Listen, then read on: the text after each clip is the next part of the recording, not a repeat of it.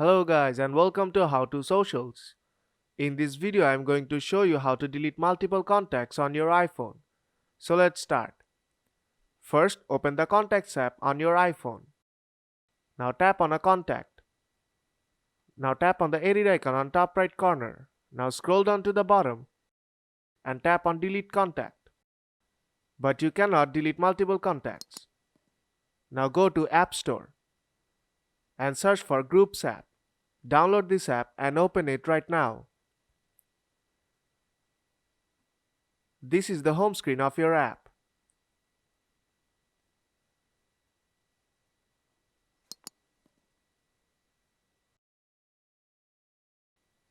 Now tap on All Contacts and you will see all the contacts of your phone here. Now select multiple contacts and tap on Choose Action at the top of the page and then tap on Delete Contacts. Now tap on Remove from my iPhone and the contacts will be deleted. So if this video helped you out, then don't forget to leave a like and see you in the next tutorial.